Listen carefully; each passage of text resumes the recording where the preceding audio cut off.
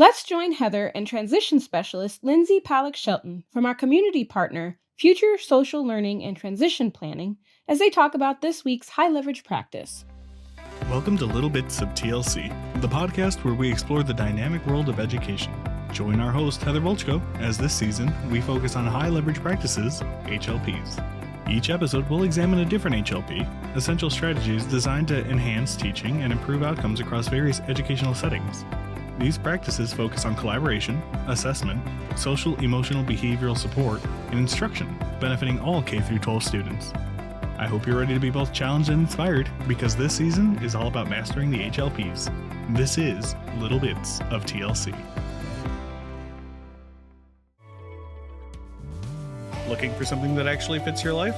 TLC University is here for that. Each week, we spotlight something different. A webinar with real-world insights, a hangout-style interview, and a hands-on workshop or a Q&A where we answer your questions.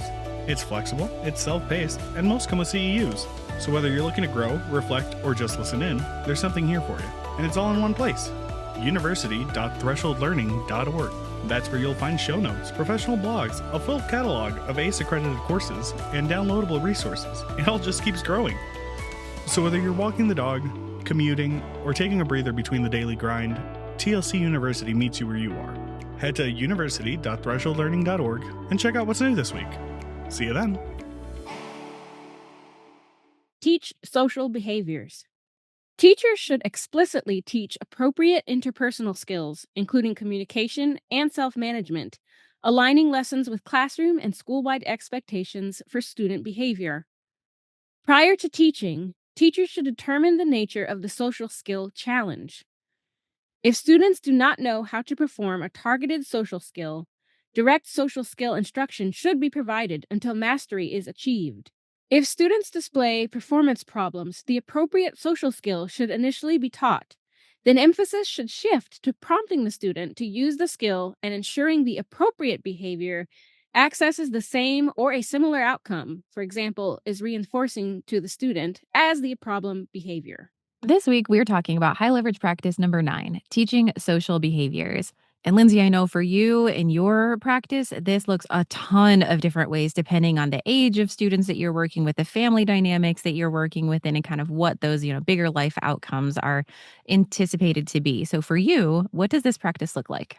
This is probably one of my favorite parts, that you're talking about all of the communication that we're trying to infuse in on these students that are appropriate when we're talking about moving forward into employment, into living on their own. So, for example, we start talking about all these like quote unquote appropriate interactions, how you're interviewing or how you're with your classmates, how you're with your community members, how you're interacting with any of your employers or employees. And a lot of times when we start thinking about how these interactions look, nobody really wants to talk about how you apply them until they're 18, right? And they're in a traditional transition program.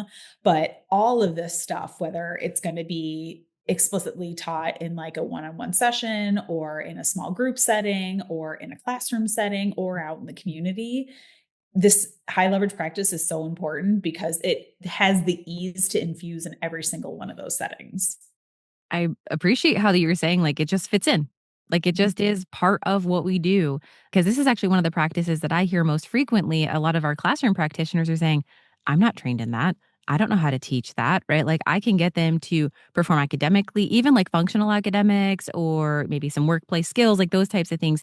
But when it comes to this arena, so many of our classroom practitioners, yes, it's a massive part of their day. Yes, it's infused to everything, but they feel so unskilled in this area. How do you support your teams to grow into seeing, there's actually ways that you can teach these skills and embed that into the things that you're already feeling comfortable or confident in? So one of the things that's kind of funny about this is because when you start talking about like how this can be taught, you're thinking back to like all the ways that it's going to be dispersed out into the community, right? So one of the things that even if we're not necessarily tied to where they're at in terms of their language, is all the data, right? So like even if it's inappropriate at this time, we want that data, right? We want to make sure that we're collecting the data. And whether that's collected by the classroom assistants or the teachers, and if the teachers aren't comfortable with it, right? Like how are we getting into that systematic approach to like even collecting that data? Because I get that, right? If people are like, I don't have these tools to be teaching this and I have a content and I have all these other things that we're teaching, start with where we're at, right? What are we doing in the classroom? Where are areas that this needs to be taught? And then how are we going to be able to like generalize this everywhere? But one of my favorite things is when we're taking that data is to then like see if it's also in the same setting somewhere else, right? So like, for example, we may be seeing a behavior in like their primary classroom, but you better believe they're not going to be doing it on the bus, or you better believe they're not going to be doing it at the lunch table with some of their friends, right? So where and why these behaviors are happening is a completely different story, right? But I think oftentimes we're just worried about like, how are we going to do it here? Well, if we're going to music class and these behaviors are obsolete, that's great. What are we doing in that music class that like I can pull into here? Or what's this fresh set of eyes in this other class that I can bring into this classroom over here and see, even little things where we're like, let's look at table arrangements. Let's look at the sequencing throughout the classroom. There's little things like that where even just to find a starting point of what that looks like is easy enough. I mean, like, you're speaking my language here because I don't see behavior outside of context. Like, I am a strong contextual Yeah. behavior analyst. And so when you're looking at social skills, you can't teach that in a vacuum. And so you need to know, like, what is the context in which those skills need to show up? And then how is that individual showing up in those scenarios? What is the outcome that they need to have out of that social interaction? And all of that, just there's so many different moving pieces that go into the social skills to then know how do they show up and where do they show up and when should they or should they not show up. And I think even as adults, sometimes there's skills that are very appropriate that we would prefer maybe not to be part of, but it's like knowing the time and place or knowing that that's okay when they're with their peers, because when I'm with my peers I act one way, when I'm with my professional setting or my workplace environment I act slightly differently. So like knowing some of those nuances, I Mhm. think from just a human perspective, really infuses how we can then support our individuals to learn, what that could look like for them in those different places. But I think that requires kind of an open world view to say, like, depending on this individual's culture or what their, potential employment scenario is going to be, like different workplaces operate differently. Like there's so many different pieces that go into like what is quote unquote appropriate in this scenario. So for you, when you're walking that through, I'm thinking either with the clients that you work with now and their families, or if you're supporting practitioners in their own program development, how are you helping people figure out like what is quote unquote appropriate and how do you support that individual in learning, what may fit in kind of that box in that moment? Yeah.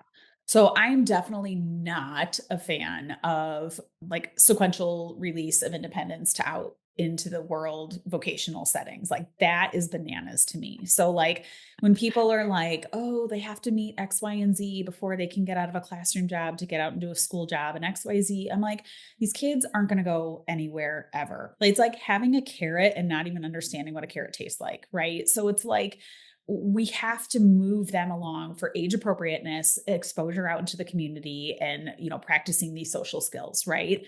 If it's a flop, it is a flop, and guess what, that gives you enormous data, right? I would rather have that red flag data instead of like, I don't know, like they didn't do X, Y, and Z yet. That is like just terribly awful for the families and for the students. And when I see things like that, it really just gives me like the heebie-jeebies. So when we think about like what's appropriate, what's not appropriate, I always love talking about like the vocational setting. So like for example, like if a vocational coordinator or a transition specialist is going out into the community and we're thinking like this might be a really great job training site, or like they could really practice their social emotional or their work readiness skills out into the setting. It's a really good fit for them. We've done like an environment analysis. We've done all the things. We're matching everything. And then once we go there, I love getting a real job description, right? So like if someone's just thinking of like a mom and pop shop, right? I want that job description. How are we looking at, do we have this? Do we have this? Do we have this? And I love taking that data because nothing better than like using that and infusing that into IEP goals, or using this work readiness skills, or triangulating that with the IEP goals and the workforce readiness skills. Like there's just so much meat in what it is. And the reason that I bring that up is because too often, like when I'm working with programs or with students or with like practitioners, we think that because we're lucky enough to get into the community and get a job site, we should be forever grateful, right? And there's a time and a place for each one of these placements, right? But like, what are we doing there, right? Maybe they don't necessarily like stocking shelves, but if we're working on conflict resolution, or we're working on communication skills with reporting to a manager or somebody of authority, I want that data. Maybe a week is good. Maybe 6 months, not very appropriate, right? So, and then I get that frustration threshold, right? Like if you're in a place and you don't like being there, I think that there's this element of we get frustrated, right? Like, how can we expect these students to have any more tolerance for frustration than we do? So, while we love taking this data, I always think that there's like this little mystical element of like, they're just not that happy. And that's okay. I mean, think about some of your colleagues or coworkers, the people that you have contracts with, like maybe not the greatest to be around all the time. And that is totally okay. Right.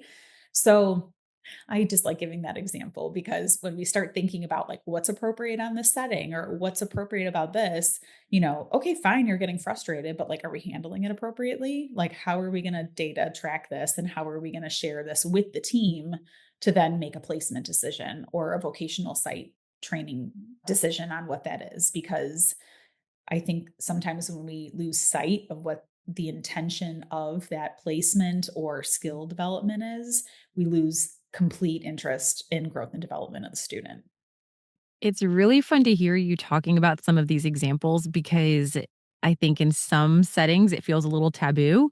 One of the things as you were sharing that story, I'm thinking of I've walked with teams trying to help them understand that, yeah, it's okay for a kid to say no. And actually, in life, there are many times where no is a very appropriate answer and is Totally. very safe. Like for an individual, might make my life right now in this moment a little harder. And we're going to need to figure out how to walk that through. But as a skill, like it's actually a really great human skill.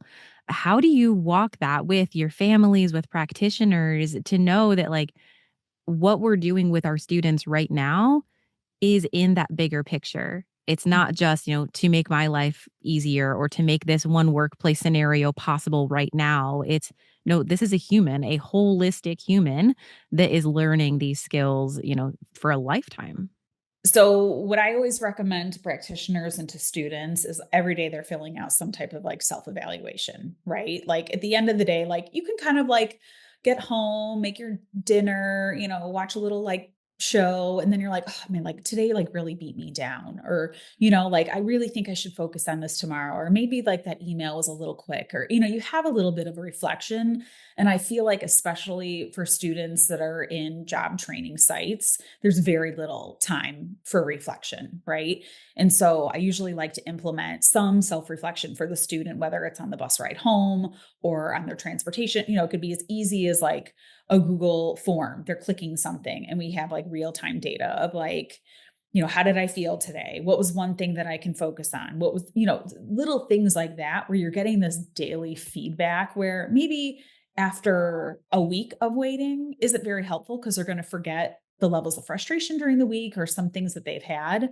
But having that daily report that isn't necessarily taxing, but just a little bit of feedback in terms of their progress is super, super helpful.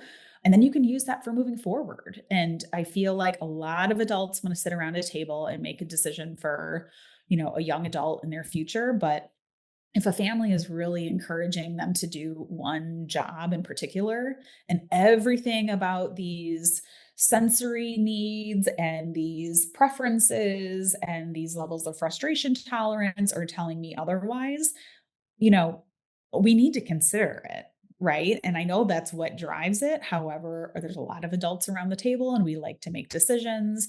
And so I just think that those daily pieces of feedback from the student are extremely helpful for any type of planning in the future. Gosh, and I can imagine if you don't have that feedback or you're not looking for it, or honestly, I've worked with some practitioners or teams that are just not open to it. Like they just know what's right and they're going to do what they do.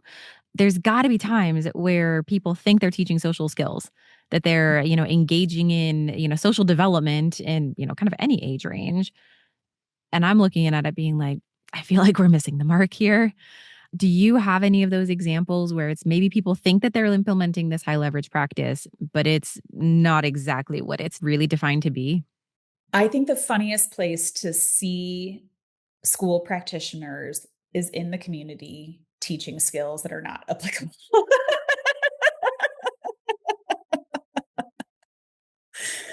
So much so, and it's very noticeable when you go into a job site, right? You have one child, several adults, maybe a clipboard, right? Like you see it, you know what it is.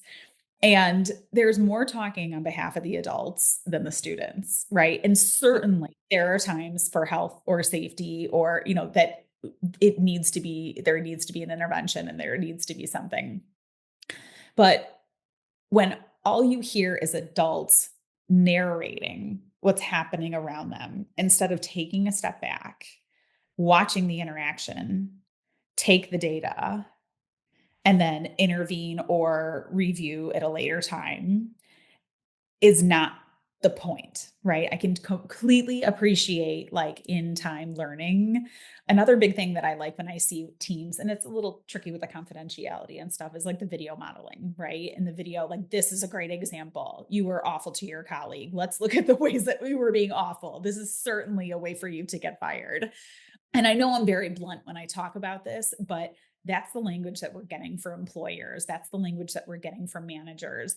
And you had asked before, like, what's one thing that we like to do? We love getting the job description, but at the end of each like training period, whether that's a week or a month or a quarter or a semester, at the end of the employer evaluation, I want to know, based on the skills that they're displaying right now, would you hire them for competitive employment?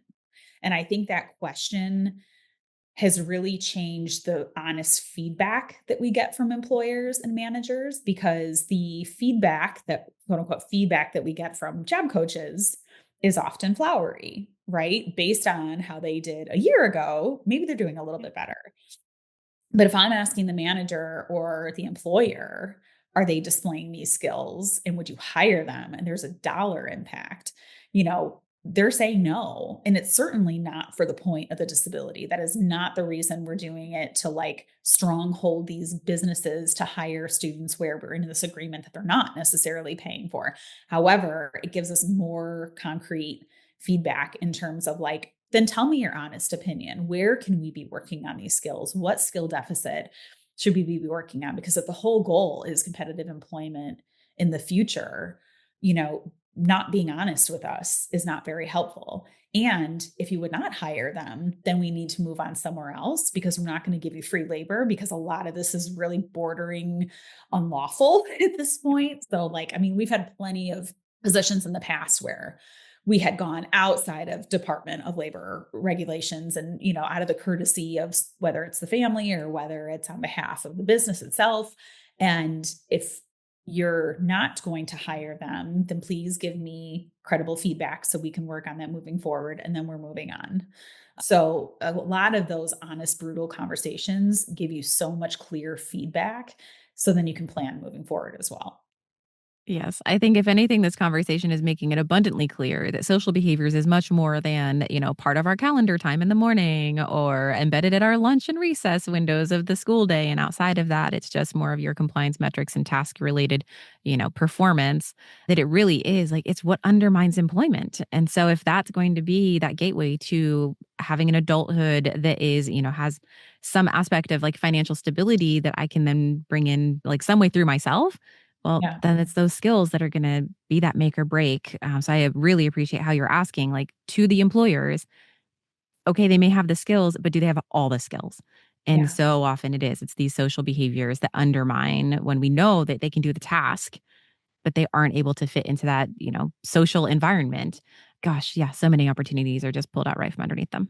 Yeah, and you bring up a good point. There's a lot of families that are like, we don't want them working. They'll just volunteer. Well, I got to be honest. Certain places aren't going to take you for volunteer opportunities either if we can't be socially appropriate, right? So, sometimes when there's that like idea of like, we're not worried, we're taking it off the table, still applies to volunteer opportunities. And I think that's something that, practitioners and families can look at with the same lens.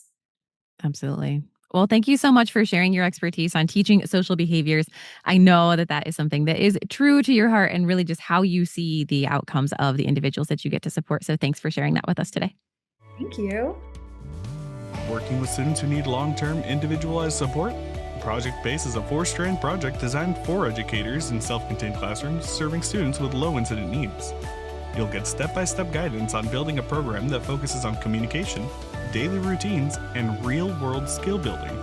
From setting up the classroom environment to designing personalized plans, this course helps you create a space where your students can grow and succeed in school and into adulthood. Led by Chris Zielinski and Carly Dietz, Project Base offers practical strategies, case studies, and planning tools to help you confidently support your students every step of the way. If you're ready to strengthen your program and build something that lasts, this project is your next step. If you're supporting emotional or behavioral needs in general ed or resource classrooms, Project Thrive helps you keep learning on track. And if you're in a therapeutic or alternative setting, building something from the ground up, Project Onward offers the structure and tools to do it well. Head to university.thresholdlearning.org to meet your team and begin building your home base today. One of the significant challenges students with disabilities face is navigating social interactions with both adults and peers in appropriate ways. Regardless of a student's specific disability or the primary focus of their individualized education program, or IEP, incorporating social skill instruction into the daily curriculum is essential. Just as we teach academic skills, social skills require direct, explicit instruction, repeated practice, and positive, specific feedback when students demonstrate the targeted behaviors. Effective social skill instruction relies on several key components validated by research. These include assessing and identifying students' social skill patterns using a structured tell, show, practice approach, and evaluating students' mastery and ability to generalize these skills across various settings. While many quality social skill curriculums exist, they often assume that students have a skill deficit, meaning they don't know how to perform the appropriate behavior. This approach may be suitable for students with moderate to severe disabilities, such as autism spectrum disorder or intellectual disabilities. However, for students with mild disabilities, social skill challenges are more often performance problems. These students know what social skill they should use, but may choose inappropriate behaviors because these behaviors lead to outcomes that reinforce the problem, such as avoiding uncomfortable situations. To be effective, social skill instruction must match the lesson focus to the student's specific challenge, whether it's a skill deficit or a performance issue. Teachers should first identify and define the social skill and clarify when it should be used. Then, they should discuss the emotions or triggers that lead to inappropriate behavior, demonstrate both correct and incorrect responses, and have the student practice the appropriate behavior through role playing. Teaching social skills in a small group setting is generally effective, but the real challenge lies in helping students generalize and maintain these skills over time and across different environments. Strategies such as teaching within the actual settings where the skills will be used, providing frequent prompts or reminders, and offering high rates of specific positive feedback are all critical for ensuring that students can apply their social skills successfully beyond the classroom. These approaches, grounded in empirical research, are crucial for fostering lasting social success in students with disabilities. Many students with disabilities, particularly those with emotional or behavioral disorders, autism spectrum disorder, and other low incident disabilities, face significant social skill deficits that impact their ability to fully engage in school and community settings alongside their peers. Special educators play a crucial role in identifying these key skill gaps and developing explicit instruction plans to teach social skills to mastery. Social behaviors encompass various domains, including communication with peers and adults, self management, and following classroom expectations. Teachers who establish consistent, organized, and respectful classroom environments, HLP 7, use diverse data sources, HLP 4, and collaborate with colleagues, HLP 1, and families, HLP 3, are well prepared to implement these practices effectively. However, it's the strategic use of explicit instruction, HLP 16, combined with high quality feedback, HLP 8 and 22, that truly enables students to learn and apply new social behaviors. This approach not only teaches students how to use these social skills, but also provides them with the feedback needed to gauge how well they are meeting expectations, fostering both academic and social success. Teachers who effectively teach social skills take a systematic and proactive approach. They begin by identifying students with social skills deficits, drawing from a variety of data sources, including systematic screeners, school wide disciplinary referrals, classroom observations, and input from families. This comprehensive data collection allows educators to pinpoint the specific types of social skills deficits, such as challenges in problem solving, communication, or conflict management. Once these deficits are identified, teachers develop targeted social skills groups, organizing students based on commonalities in their needs. Instruction is then tailored to address these specific skills with complex behaviors, like resolving peer conflict, being broken down into smaller, teachable steps. This method ensures that students experience success at each stage of learning. Teachers also consider the various contexts in which social skills are required, designing examples, non examples, and role playing scenarios that help students generalize their skills across different environments. These examples are crafted with attention to students' cultural backgrounds, ages, and natural environments, ensuring relevance and effectiveness. For instance, when teaching greeting behaviors, teachers might include scenarios ranging from formal business handshakes to casual verbal greetings among friends. Effective instruction in social skills mirrors the core components of academic lesson plans, with a focus on teaching, modeling, and practicing the desired behaviors. All students are engaged throughout the lesson with tasks designed to maintain their attention and participation. Mastery is prompted through the use of positive and corrective feedback that is immediate, consistent, and specific. Scaffolded supports are generally faded as students become more independent in their use of social skills. To ensure that students can apply their newly acquired skills across various settings, teachers provide opportunities for practice in different, authentic contexts. Progress is consistently monitored, with teachers analyzing students' responsiveness to instruction and making adjustments as needed to support ongoing development. School leaders have a vital role in empowering teachers to teach social skills effectively. One way they can do this is by offering instruction, professional development, and coaching tailored to help teachers master effective instructional practices for social skills. This involves teaching educators how to use various data sources to identify students who need social skills instruction, ensuring that the identification process is thorough and accurate. Leaders should also support faculty teams in grouping students based on common social skills needs. By providing additional supports like lesson development and curriculum materials, leaders can ensure that teachers have the resources they need to deliver effective instruction. Regular meetings focused on progress monitoring and data collection are crucial as they give teachers and teams the opportunity to evaluate student progress and address any emerging needs among staff. If the school has established a set of school-wide expectations, leaders can guide teachers in linking their social skills lessons to these expectations. This helps ensure that the lessons are consistent with the broader school environment, making it easier for students to generalize and apply what they learn across different settings. Interacting effectively with adults and peers, along with managing one's own behavior, is crucial for student success. However, students with disabilities often face unique challenges in mastering these social skills, unlike their typically developing peers. This makes explicit instruction in social skills not just beneficial, but essential. Research shows that social skill instruction is effective across various stages of development, from preschool through adulthood, and benefits students dealing with a range of social skill challenges and disabilities. The evidence strongly supports that when social skill instruction is combined with strategies to help students generalize these skills to different contexts, it significantly enhances their social emotional functioning.